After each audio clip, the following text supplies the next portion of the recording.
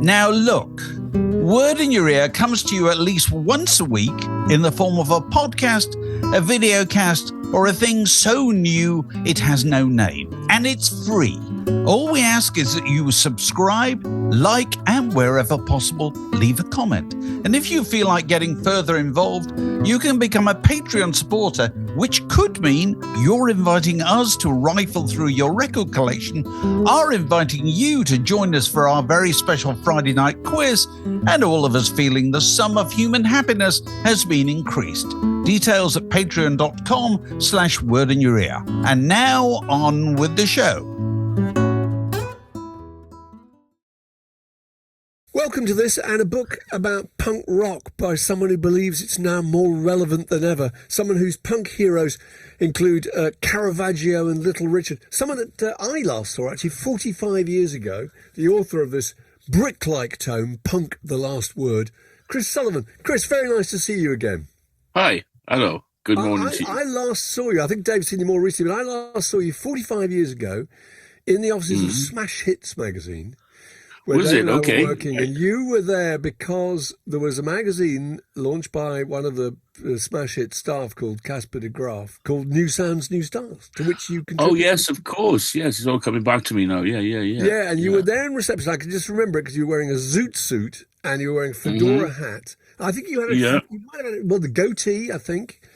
I did have a goatee at that point, yes. And you had a copy of a single by Blue Rondo à la Turk, your band, called Klacto Vid Stein. That's right. Yes. Do you remember stuff, Chris? I mean, generally speaking, are you? Yes, I have a great memory for most things, even down to what people wear, or what they were reading, or stuff like that. But what I don't have a great memory for is where I put my keys. No, that's right. Apparently, that's a symptom of this ADHD thing, which I'm quite happy to have because it's better than having a dementia. Yeah. Oh, I see. Is that the alternative? Oh well, given the choice.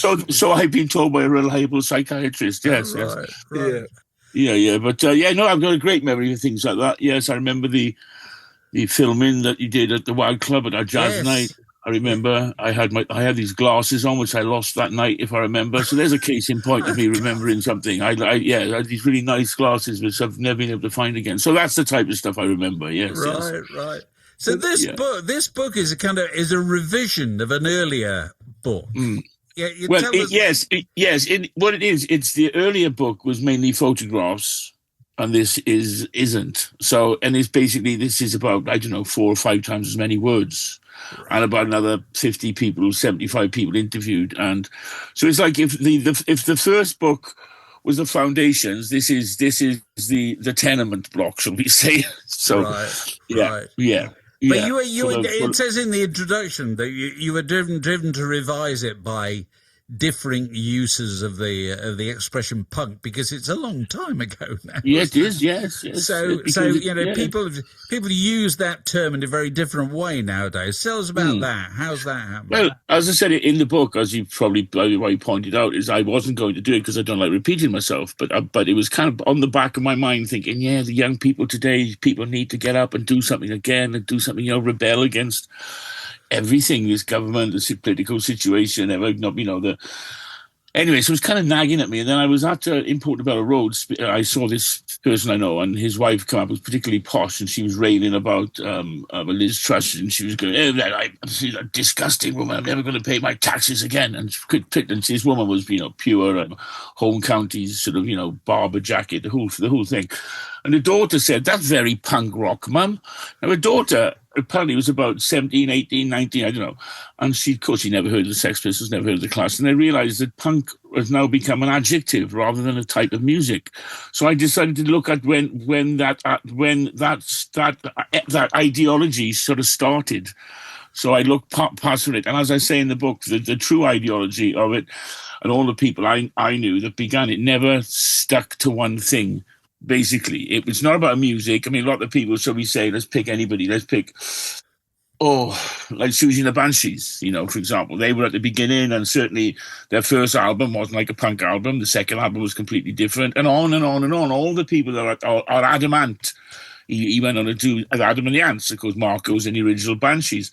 So a lot of the people that kept moving on, kept changing, kept readdressing themselves, readdressing the situation. And to me, that's more of the ethic of the idea than the music, which in my opinion was just one manifestation of the philosophy. Right. Like that has never been that identified. I'm just calling it this. I mean, I'm sure some other bright spot will come up with another name for it, lurking, but I thought this was apt for now anyway. But on that theme, you kind of go back to various people that you think were kind of punk harbingers, don't you? People like Socrates and Caravaggio. So just tell us about a few of those. Why did you pick people like that? it's just that I picked them because Socrates is a perfect example, because we railed against the philosophers of the day who could be considered the equivalent of the 70s rock stars. He didn't wear shoes. He lived the life of a pauper, and he was accused of poisoning the minds of the youth of the day. And when found guilty, and when he was against money, he was against the big, and he was really anti-establishment. But when given the opportunity to either be killed or take his punishment, he just took his punishment. Which was the biggest FU to the thing, because they all thought he was going to take the easy route, and he went, "No, I'll take the hemlock, thank you very much." Which, if you look at that, his whole lifetime, that is what somebody would call punk rock. The punk attitude, it's there, and it's him doing it. And then you got, of course, Diogenes, and you got people like, that's Lee Miller, who just went against her beautiful background, beautiful sort of model career, went out and filming. I mean, it's the ideology it is that spurs people on to do what they want. So is it to do with turning your back on the usual rewards of success? Yes, I think that's a lot of it. Yes, so and they're basically doing what you want. I mean, some of the finest example would be the Warhol superstars, who lived a life of veritable poverty, but they dressed themselves in a way and become playwrights, and because they wanted to, they weren't very good at it, but they made these plays. And Jackie Curtis is one example, and was an actress, and dressed in these clothes they found in bins, and they created their own look, which was from when they didn't want to be a man or a woman. They just wanted to be themselves. But they had different ambitions, didn't they? Yeah, well, they wanted to be themselves. That was their main thing, and money didn't matter. They went to all the swanky parties on the hand of Warhol, who another one who completely is a complete manifestation of the ethic, Well, didn't Warhol love making a lot of money? Didn't he? He did, but in a rather perverse way, because a lot of the money he made went back into his factory, and back into, that whole thing was funded by him. Yeah. So, and he was on top of, what can I say? I don't think he or anybody else expected his screen prints of Coca-Cola cans to be sold for such huge amounts of money. I went to the studio, and even in his the last one on Union Square wasn't exactly salubrious, And he put a lot of money into making films, doing this, do that, back in back in the Velvet Underground. So did a lot of events like their tour, the Plastic Inevitable, that cost him a fortune because they lost money on it. So I mean, it is. I think he was more of a person who did what he wanted and happened to make money as a result of it. Right. So tell us about your personal experience. When can you first remember being aware of this thing happening were you in Wales or in London? No, I was in Wales, but I mean, I used to come up to London a lot. So, because where I come from in Wales, with 1975, they weren't very welcoming to people with narrow trousers or even. I gotta say, can you remember the first? I mean, because it was such a. Yeah, that's one of the things that strikes me looking back. You saw people who looked as if they'd come from outer space in a way that you don't see anybody any longer who looks that far out of whatever is the mainstream, which I want to talk about in a minute. Can you remember first clapping eyes on somebody who looked like that? Tell us about it. Yes, I can. Yes, it was. Funny enough, I was in Northern Solar with Steve Strange of all people, and I went to Bournemouth for a bank holiday to go to a Northern Soul event, and all day, and there was these guys with the cropped hair and the drain pipe trousers and the winkle pickers, and And I thought I liked that. And then the following month, that's the first time I saw these people. Some had razor partings in their hair, and they looked nothing like I'd ever seen. The rank and file in those days had feather haircuts and more baggy trousers, and that was a completely different, winkle pickers, plastic sandals, items of clothing, jumpsuits I'd never seen before. So I thought, I like this. So I went up to London the following month, virtually, about 3 or 4 weeks later, actually. And then I did the usual parade down the King's Road, where you start at Sloane Square, you dropped off at Acme Attractions, and that was an eye-opener anyway, because there was pink peg trousers, guys dressing like real 40s stuff and 50s, and you'd never seen that. Don't forget, there wasn't a retro thing going on there. No. It didn't exist. It wasn't like, there was Teddy Boys still, weren't they? They were just about. Yeah, they were. In fact, if you look at the Teddy Boys outfit, in fact, actually moved on somewhat from the original Teddy Boy. The original Teddy Boy was a take on the new Edwardian. Yeah. That whole Shawadi thing was a new manifestation of the look there. So they'd kind of moved on, but these people I was seeing, there were people in immaculate, looked like Robert Mitchum, or there was Marilyn Monroe, or they looked like Cruella de Vil, or there was a full gamut. It wasn't just 50s, 40s, and all that. So then, of course, we walked down the street. Had the first punk rock gigs happened at that point? No, nothing. It was just nothing before. So it's kind of fashion came first. That's really interesting. The fashion came first, yes, definitely. It comes first with most things in pop music, doesn't it, really? Yeah, well, this was September 1975. So, of course, I walked down the road and, we ended up in sex, and somebody said to me, don't go in there. It was all bondage stuff outside, and I was only a young kid. I went in there and I met Vivian, who was really lovely. I think she liked the fact that I'm from Wales and she was from up north, and we were both doing our own thing. And Jordan, of course, was really lovely. And from then on, I kind of went down that route then, because it was a kind of a thing. It was kind of almost like, what can I say? It's like an addiction. Once you get it became quite a laugh to become more and more outrageous, because to see the look on people's faces, and also to have the guts to do it. Because there was a drama about it, wasn't there? There was a drama. You dressed up. You turned the corner, there was somebody. Oh my God, that took your breath away. You do not see that anymore anywhere. It's genuinely shocking. It's extraordinary. So we all got addicted to that in a funny kind of way. So it went from narrow trousers to pink peg trousers to leather trousers to this, to that. But simultaneously, all of us, and the Pistols had only just played then. And don't forget, we were really into soul music. We weren't really into rock music. And then we started listening to the Velvet Underground, and we started listening to the Stooges' first album. And then Patti Smith came out in January 76. So things were turning in that direction. And in respects, when I look back at it, we were going against the grain of our own grain. We were going against the mohair jumper, pink peg trousers, Acme Attractions, and we were going for a much darker, more 60s, more Velvet Underground look. And this is even before punk wasn't called this then. Because it's kind of interesting, because a lot of the music had happened in America already a couple of years earlier, hadn't it?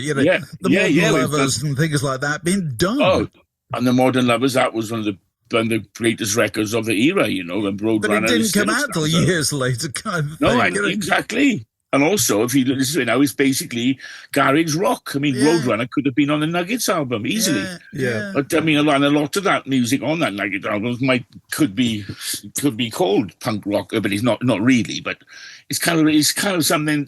It's like the stuff they would have on their B-side. Yeah. Should we say? Like a Stranglers record. They're very sort of like, anyway.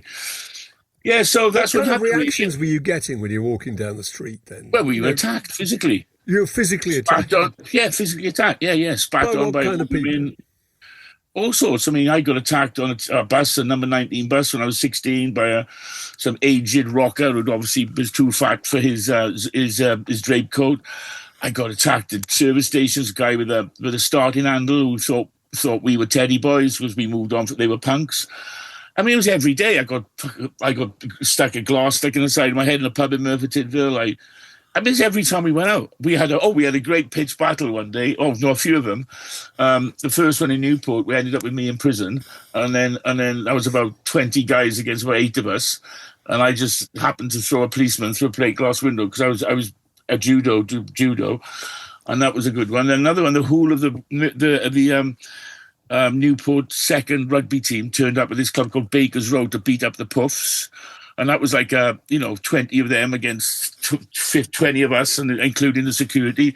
So there was so many. It was like every time we went out, I'm saying, now, if you can imagine, every time you're going out, taking, well, maybe not your life in your hands, but certainly, there's a good risk of you coming home with a black eye 9 times out of 10. And that's one of the reasons I started going up to London, because I used to wear a beret. I always wore beret. So I was in this pub and I didn't get in a fight. I was like, Jesus, when's it going to happen? Looking over my shoulder, thinking, come on, somebody must hit me in a minute. And nothing happened. I thought, I like this place.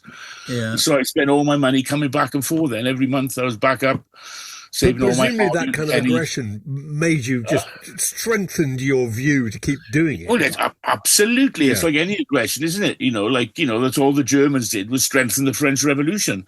I mean, it's like anybody, any oppressive system, all it does is makes those that are on the receiving end even more determined to be themselves or to do what they want or whatever. And I think that's part of what it grew up against. Don't forget, these were beer boys. These were rank and file blokes, and women as well. And they were the enemy, and we were the enemy. And so we grew as people thought, we don't like this. We don't like going down the pub and getting drunk and having a fight. We want to go to gigs, we want to watch music, we want to be ourselves, dress like ourselves. So it grew. But it's kind of interesting if you contrast that with nowadays, which, as you say, is your kind of starting point of the book. Nowadays, we all kind of dress alike, don't we, really? Well, it's as if Gap dress. There was an edict at some point in the 90s. Dress as 20-year-olds. They sort of do. Well, that's true. Yeah, I did. It's just like now. It's like you expect for your father to wear a printed T-shirt, smoke a spliff of an evening, and and have a skateboard hanging off the door just in case he wants. And he might be in his 50s. But there are signs. The other reason there are all these clubs, as they call, one's called Riposte, where it's kind of like there's all this homemade techno music is belting out, and they're far more unusually dressed than anything in the punk era. It's like really? S&M meets, and they have sex rooms, and another one called Inferno. So where's this taking place? Not that I'm planning to go. I'll give you the address. I'm intrigued as to where, because these scenes traditionally all started little pockets, clubs, or whatever. Yeah. Do they still exist, those kind of pockets? Yes, this is what is so great about this. It's mainly young people, and they're dressing up like makes like Vivienne Westwood stuff look positively tame. I mean, it's kind of torture garden stuff, that kind of S&M-y, gothy. And they occur in these little warehouses, as did the first house parties that I was involved in, and the hip-hop ones. They appeared in places little factories in Tottenham, all around the edge of London, really. They just get a warehouse and go in there like we used to and just put up a big, because no one will have them because it's quite outrageous. And it's got to be cheap accommodation, isn't it? Because that's the other thing that drives this. And where can you afford to be? That's right. Well, the reason I could do the WAG Club was because it was in a red light area, which no one wanted to go. I mean, the first night of the WAG Club, or the we opened, I mean, the prostitute got her throat slashed 4 doors down from the WAG Club in Wardour Street. So it was a dangerous area then. Yeah. No one wanted to be there. Rather like somewhere you could say like Tottenham or which used to be really rough for a lot of these outlying areas, and that's where we are forced to go through because of economics. Right. There's that. I mean, there's lots of little mod clubs, lots of mods now. There's lots of, like, you seem to have broken away. Like there's a big scene of people listening to, rare funk. 70s funk vinyl, but they all dress in 40s and 50s clothes and have tattoos and generally a bit older. There's that scene. There are different scenes still going on, but you just have to know where to get them, where they are, which can be quite hard to, because there's no time out anymore. Is it? Okay, that's another thing. Yes, of course, there's no time out, but there is the internet now. Yeah. Do these kind of subcultures, do they stay off the internet? Because that's kind of Some of them do, but a lot of them have a big internet profile, and especially on Instagram. Riposte as a whole group of people. That's how they find out about things, and that's how they go. But it's all, you have to ask to be a part of it, and kind of follow. You have to be accepted as a follower and all that stuff, and and there's a lot. And also all those other youth groups, not youth groups. Well, interesting enough, the one with the funk one is mainly over 45s and 50s. So there are a huge amount of people now going out there. and just living their dream, which has only just started because their kids have now gone to university or left home and like, wow, I got so much money, let's go buy myself a vintage Hawaiian shirt and wear it. So there is that aspect as well. So there's a lot of various things going on, that, as I said, that unless you look for them, you wouldn't find them. If you went into the internet, if you went onto a search engine now and put, rockabilly night, you'd find one. And they'll all be there, dressed exactly as, because of the internet. The great thing it's also done is created a market for really great vintage clothes or anything you want. Absolutely. Do you still play the music that you were listening to at the time? Because it always strikes me that, certainly from reading your book, that it's everything else around the music was almost more interesting. That was what people wrote about, and I wondered if the music is still getting played. You never really hear it on the radio. No, I mean, as I've said, the music in many respects was it was almost like an also ran. I mean, it could have been dub reggae, it could have been modern jazz. I think the only reason the music, manifested itself in is because it was easy to play. Mm-hmm. Therefore, all these non-musicians could play rock easy. But if you try and sound like sort of, Miles Davis, a different kettle of fish, isn't it? Or whoever you might say, it was a field that was made and created by non-musicians. So the easiest music to play was this basic rock music. Yeah, and that's was its appeal. Anybody could jump on the bandwagon and have a go. You can't say that about most other musical forms, No. Apart from, of course, the whole electro movement was obviously the bastard son of punk rock, because all of those people that went on to do, whether it be the Human League or whatever, they were all fledgling punk rockers. But you see, all these things used to be hard, didn't they? Yes. Making a record used to be really hard. Getting it pressed, distributed, really hard. Yeah. All those things, we could do them this morning, couldn't we? No trouble at all. And this is why I wanted to do the book. That was one of the main reasons. All the things that we considered difficult are now in the hands, literally in the hand of something as big as this, of these young people now. If they want to make a film, they can do it. If they want to be a photographer, they can do it. And that's why I did it. But do you realize the potential you have in your hand? Mm-hmm. You've got the potential now. Just realize your own ambition, realize what you want to do, so make use of it, because... But on the other hand, it's harder than ever to be noticed, isn't it, if you do it? Whereas it used to be that if you got in the NME, people knew who you were, didn't they? Yeah. I think it's kind of in a kind of funny way. I know people, for example, that exist really rather well on the nether regions of society, making their music, doing their live little things, selling like 2,000 records, and they're happy enough. Right. I mean, I think we always put too much emphasis on the charts, the pop charts, and stuff like that, because I think a lot of people, the jazz field being a case in point, there's a lot of great musicians. Dexter Gordon never had a hit record, but he managed to spend all of his life playing and getting treated well in Paris, New York. And you can be a musician and live. You don't need a hit record. In fact, I think it's better if you don't, because most people I know who've had hit records, it ruins their lives because they have too much money and too many fans, and then they don't know who to trust. No. When I had my band, Blue Rondo, I never wanted to be a pop star. I just wanted to play the music I wanted. I wanted to be like bloody Tom Waits, some jazz bloke, just played little clubs and was happy getting his, couple of £100 a week. That's all I wanted.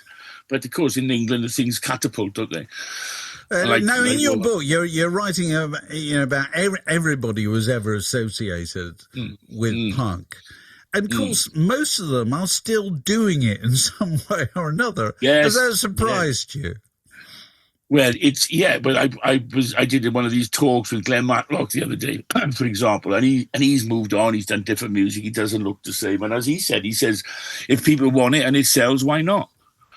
And that's my attitude.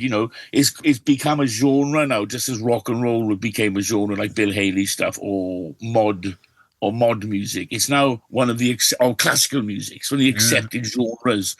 So I don't think there's any reason why people shouldn't keep doing it. Like they should still keep doing like mod jazz, or Northern Soul, because people like it, people want it, Yeah, and I think it's a testament too to how much punk rock informed the characters and the ideology of those people. We were talking to Robert Elms the other day, and he's a really good example that he's still kind of punk rock. Punk rock is what formed him to some extent. Yeah, well, me too. And that's true of a lot of the people you talk to, isn't it? Yeah, all of them. Yeah, all of them, right across the board. You know, like, and I'm on about people I know, even artists, Damien Hirst, people like that I know, Tracy Emin. They all say no, gave me the impetus to do what I wanted to do.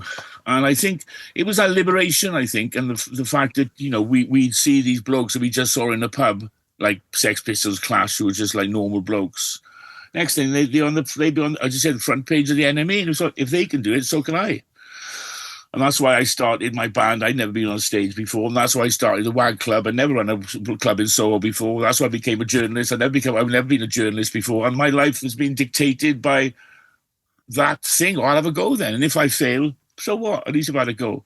Yeah. And I think the same could be said of almost all of the people in the 80s that I knew, the designers, even people like Jonathan Ross, he was into punk rock. There was, the John Galliano. I can go on ever and ever and ever. They were all enthused or propelled by this idea that you can do it as well, which I think is a very important message now, I think.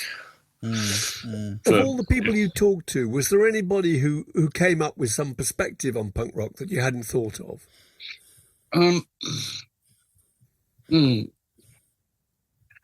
No, well, not really. I mean, I think I covered most of the bases of it. I mean, of course, I spoke to people. We'd sit around a table, and some people would come up with, for example, one thing I did think. One of my friends said, "Oh, my cousin's really punk rock. He comes from he comes from a family of atheists, and he's become a priest." And I thought, yes, that is, isn't it? And as I, is that it's kind of almost. It's kind of a weird kind of puzzle. Is even conformity could be called punk rock. It depends against the background in which you live in. Like I said to somebody when I did one of these interviews, I said, in 1977, if you walked in dressed like a Mormon into a punk rock gig, you were more punk rock than all of the people with the spiky hair and the Vivian Westwood t-shirts. Do you get what I mean? It's that. But it's a bit like what's happened to rock and roll. Isn't it always this case that things are always being turned upside down? There is. Yeah. You can look at Donald Trump, and this is allegedly the most powerful man in the world. He can get up on a microphone and he will literally say the first thing that comes into his head. And if it appears to go down well, he'll say it again. And he would regard himself as probably very punk. The kind of the decent response to him is what used to happen to the punk rockers kind of things. The new conformity is post-punk, isn't it? Yeah. You understand what I mean? Another part of the thing was the egalitarianism of it all. Like sex, when I went into shops, there was a dwarf. There was all the staff were gay, lesbians or gay. There was a resident, S&M, Madam, Linda. And if you went to a concert, it was all kinds of people, black, white. Yeah. And because I think we were all outsiders, we all embraced each other metaphorically and otherwise, I might add. Right. And so there was, there was a thalidomide who was very big on the punk scene. We didn't care because we were all outsiders anyway. And there were, you had, trans cross-dressers on stage like Jane County. We didn't care. Half the crowd was gay. A lot of them were trans.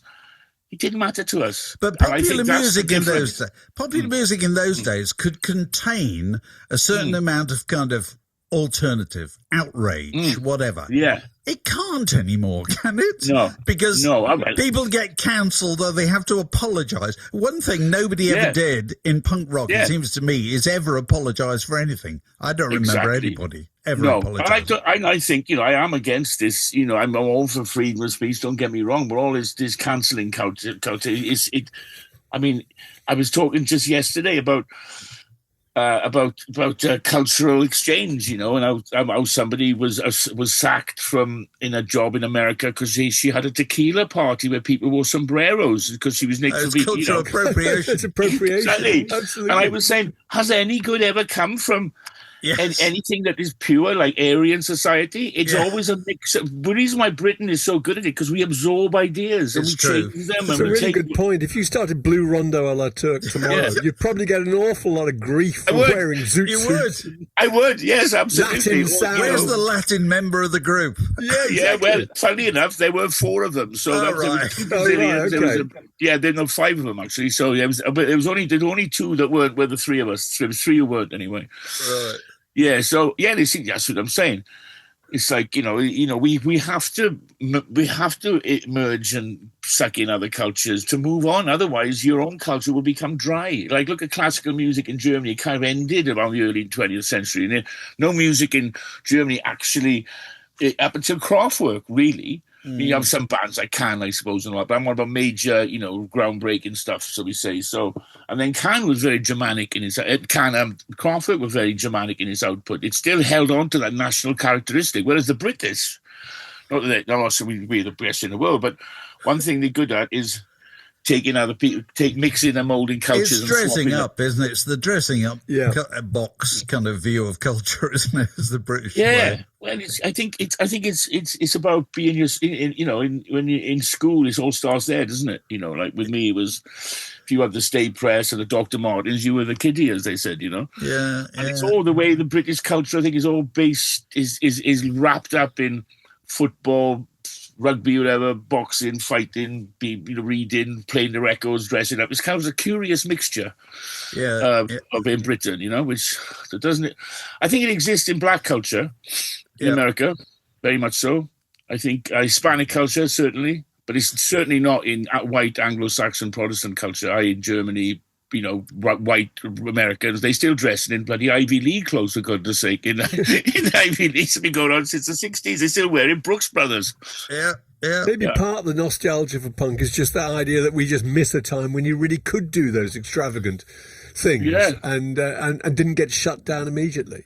Well, I think although you might get beaten up. That was the other. I think you can do it now. You just have to have the guts. I think that's what the book's about. Just go and do it. Yeah. I mean, I've got some of my friends have got sons, mainly sons. I don't know why only men start musical bands, but they're all starting these punky little punk bands now, and they're all listening to Z Records. And I'm on about quite a few young people. I'm on about not because one of my jobs in my life, I teach at St. Martin's, teaching subcultures.